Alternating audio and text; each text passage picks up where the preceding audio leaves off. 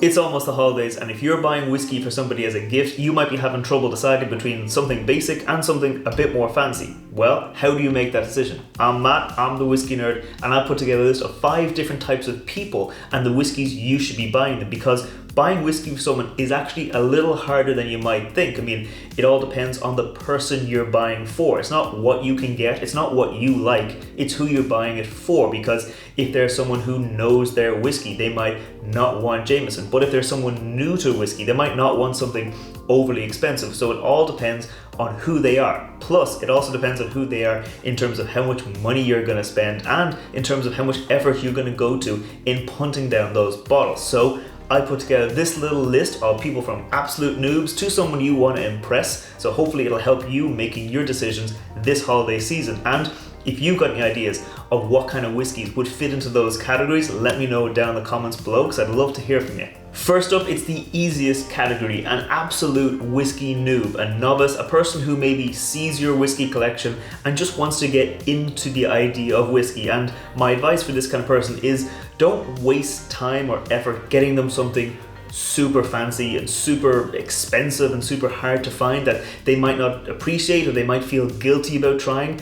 Start off with the beginner whiskeys. They're beginner whiskeys for a reason, because it does take a little bit of time to train your palate, to get used to tasting whiskeys and to get to know what you like. I mean, there's no point in buying someone a really expensive limited edition Scotch whiskey if they hate Scotch whiskey. So a good idea is to start them off on a few basic bottles. So like Jameson for Irish whiskey, Monkey Shoulder for Scotch, even Basil Hayden's for bourbon. And it comes in at 40%, easy to drink. These are beginner whiskeys for a reason. It helps someone get to know the category of whiskey, get to know a few different styles, get to know what they like. But importantly, if you're buying someone something like this, maybe share with them some of your nicer stuff so they kind of know the idea of like, oh, this is a good bourbon and this is an even better bourbon. This is a nice Scotch, this is an even better Scotch, a good Irish, and even better Irish. So they know kind of what the category is at its basic introduction level, and then something that maybe they can aspire to. If they say, oh, I do like the Jameson, maybe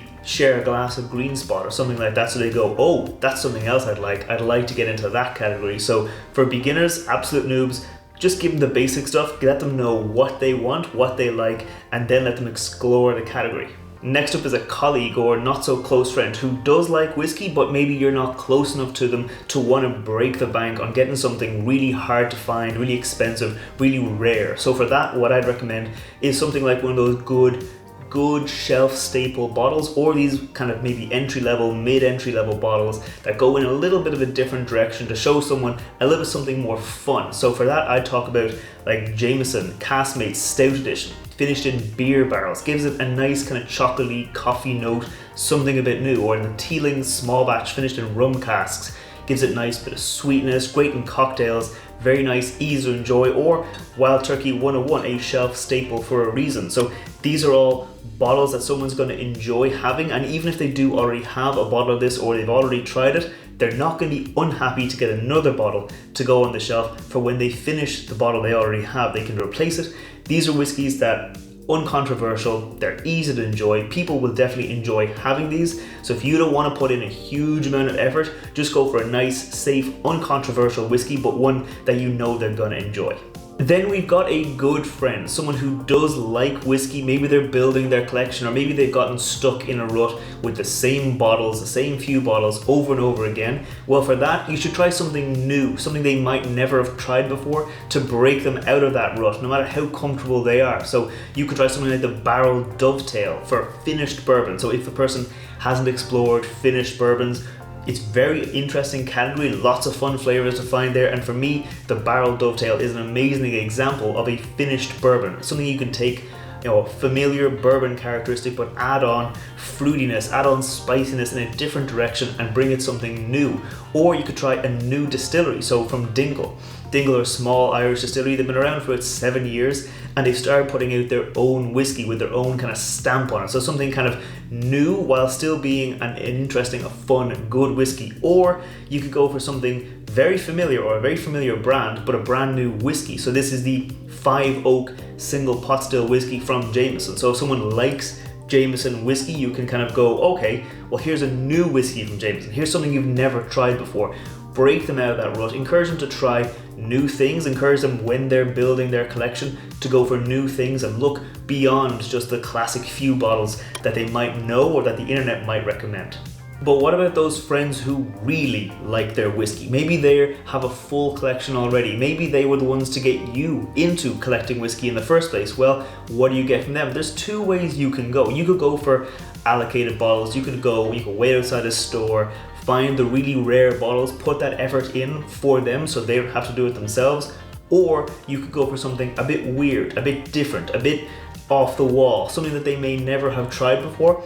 Even if they might not enjoy it, something new to broaden their horizons, because what do you get for the person who already has every kind of whiskey they want? So I'd recommend something like Australian whiskey. So these are very interesting kind of new world whiskies. They have their own characteristic. There's like Starward do a lot of wine finishes. Not everyone is a hitter, but this one, the Left Field, I really do enjoy this whiskey. So there's options out there to go for different whiskies from different countries that you might not initially think are whiskey producing countries, but they are making some good whiskies. Or you could go for something like the Hibiki from Japan. Very hard to find, kind of expensive, but it's the kind of whiskey that you do have to put a bit of effort into getting. So maybe your friend will appreciate you getting that bit of effort done for them, so they don't have to hunt down this bottle if they want to have it on their shelf. Plus, it's a pretty impressive bottle. So for that kind of friend, you do have to put in a little bit more effort. And lastly, we've got the people you want to impress. Now, it could be your boss, it could be your father-in-law, it could be your mother-in-law, it could be someone who maybe they like whiskey, maybe they don't like whiskey, but either way, what you want to do is impress them. And so for that kind of person, you're going to need to go for one of those bottles that does have a bit of prestige around it. Whether or not it's hard to find, whether or not it's expensive, it's those prestigious bottles. So whether it's maybe Johnny Walker Blue Label or Blanton's, even if you think there are better whiskeys on the market for those prices, those are the kind of whiskeys that you should be getting if you really want to impress that kind of person.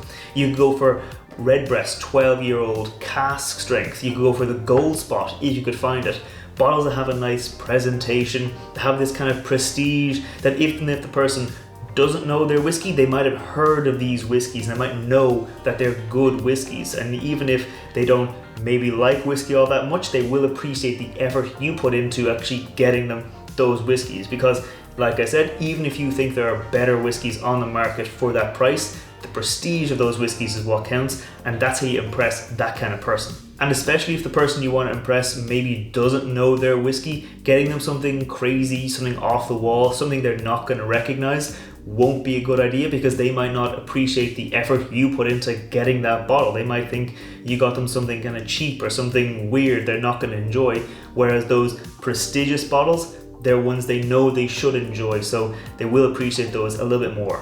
And there you have it, bottles all the way from something a beginner will enjoy to a bottle that you can use to impress someone. These are kind of what I would suggest you get for someone if you're buying them whiskey as a gift. But maybe you've got other ideas, or maybe you've got good whiskies that would fit into those 5 different categories. If you do, let me know down in the comments below, because I'd love to hear from you. I put out whiskey reviews on Wednesdays, cocktail recipes on Fridays, and I put out fun little videos like this every now and then on Mondays. So if you want to see more, make sure you hit subscribe, and I'll see you next time. Sláinte.